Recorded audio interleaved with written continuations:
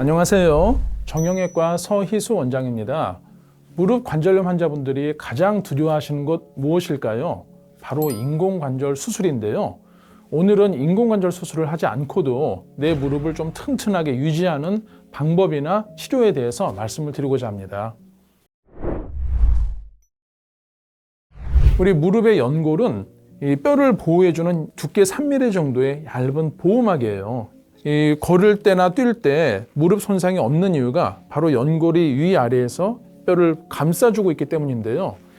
문제는 이 연골은 한번 손상이 되면은 재생이 되질 않습니다. 그래서 나이가 50대, 60대 이후가 되시면 연골이 닳아 없어지다가 결국에는 맨뼈가 드러나는 말기 퇴행성 관절염이 발생하는 것이죠. 이 일단 말기 관절염이 되면은 인공관절 수술이 필요할 수 있는데요. 이 인공관절 수술은 허벅지뼈와 종아리뼈에 금속을 씌워주는 수술이에요. 금속 판을 씌워준 다음에 사이에 연골 역할을 하는 인공 플라스틱을 집어넣는 과정을 거칩니다. 그런데 문제는 인공관절도 수명에 제한이 있어요. 대략 한 10년 정도로 보거든요. 최근에는 이 금속, 씌워주는 금속을 세라믹으로 만들어서 평균 수명이 20년 이상도 간다라고는 하지만 이 사이에 넣는 인공 플라스틱은 수명이 몇 년만 지나도 닳아지는 경우가 많습니다. 따라서 세라믹이 되었던 어떤 금속을 사용을 했든 인공관절의 수명은 제한이 있다라고 이해하시는 것이 보다 바람직하겠고요. 두 번째 인공관절의 단점은 세균 감염에 취약하다는 것이에요. 우리가 일상생활 도중에 수많은 세균이 우리 피부 속으로 들어오거든요. 그래도 인체의 자정작용으로 세균이 죽게 되는 것인데 인공관절 속으로 일단 세균이 침입을 하게 되면은 그 세균은 우리 몸이 죽이지를 못합니다. 왜냐하면 금속 표면 아래에 세균이 숨어버리면 혈액에 도달을 못해요. 그래서 결국에는 감염된 인공관절을 뽑고 염증 치료를 수개월에 걸쳐서 한 다음에 다시 인공재수술을 해야 되는 것이죠. 이렇게 인공관절 수술은 장점도 있지만 정말 불가피한 단점도 있기 때문에 평생 안 하시는 것이 제일 좋고요. 하시더라도 가급적 늦게 일생에 한 번만 하셔라 라고 저희가 말씀을 드리고 있습니다. 그렇다면 이런 인공관절 수술을 하지 않고도 내 무릎을 좀 지킬 수 있는 방법이 있을까요? 우선 쉽게 접근할 수 있는 방법으로는 체중 조절과 허벅지 근력 강화 운동이 있습니다. 살을 빼시면 당연히 무릎에 부담이 적어지니까 연골에 도움이 되겠죠. 그리고 허벅지의 근력을 키우시는 것도 연골에 가해지는 힘을 분산시킬 수 있어서 도움이 됩니다. 그런데 이러한 방법들로도 증상이 호전이 없는 경우 이때는 어떻게 해야 될까요? 의학적인 도움을 받으셔야 합니다. 이 의학적으로 손상된 연골을 복원해주는 다양한 방법들이 최근에는 개발이 되어 있기 때문에 굳이 이 통증을 참으실 필요가 없어요. 이렇게 닳아지거나 손상된 연골을 의술을 통해서 복원하고 강화시키는 방법을 연골 복원술이라고 하는데요. 오늘은 이 연골 복원술 중에서도 최근 보건복지부 신의료기술로 등재된 골수 농축물 주입술에 대해서 말씀을 드리려고 합니다. 골수 농축물 주입술은 말 그대로 내 몸에서 골수를 채취한 다음에 손상된 무릎 관절에 넣어주는 방법이에요.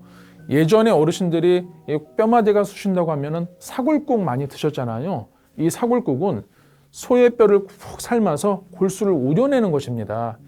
바로 이 선조들이 골수 안에 있는 치유 성분을 잘 예전부터 활용했던 것이죠. 마찬가지로 이 골수 농축물 주입술은 내 몸의 골수의 치유 성분을 응축시켜서 다시 연골이 재생되도록 도와주는 그런 시술이 되겠습니다. 한번 시술 과정을 살펴볼게요. 골반뼈에 부분 마취를 시행을 합니다. 그 다음에 미세한 바늘을 삽입을 해서 골수 성분, 뼈 속에 있는 골수 성분을 살짝 채취를 해요. 그 다음에 채취된 골수를 원심 분리기로 막 돌리거든요. 그러면 시험관에서도 골수의 치유 성분이 가장 응축된 부분이 탁 걸러집니다. 이 부분만을 따로 분리해서 관절염 있는 무릎 속에 주입을 하는 것이에요. 그러면 시간이 지나면서 손상된 연골이 조금씩 원래대로 복원이 되는 그런 효과를 기대할 수 있겠습니다. 시술 시간이 30분 이내여서 출혈이나 절개 없이 좀 간편하게 받을 수 있는 특징이 있겠고요. 무엇보다도 이 골수를 뺀다고 하면 많이들 무서워하세요. 이 부작용이나 이 어떤 통증에 대해서 많이 걱정하시는 경우가 있는데요. 이 골수를 채취하는 바늘은 특수 바늘이라서 이 시간이 지나도 별로 아프지 않습니다. 따라서 시술 후에 당일 퇴원해서 일상생활이나 보행이 가능하겠고요.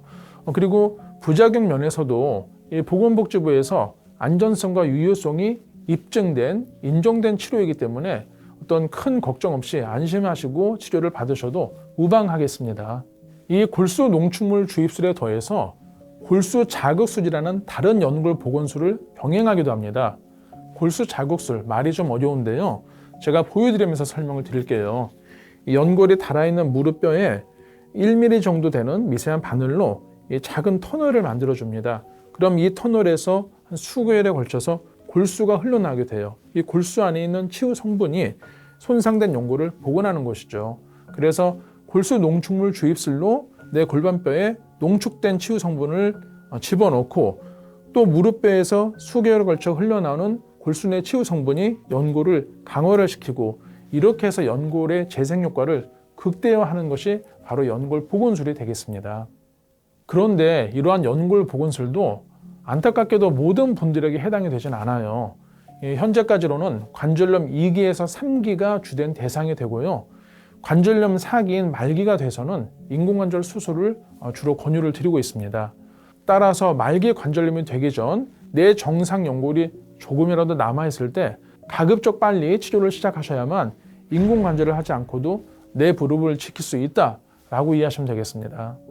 오늘은 무릎 퇴행성 관절염에서 최대한 인공관절 수술을 하지 않고도 내 무릎 연골을 보존하는 방법에 대해서 말씀을 드렸고요.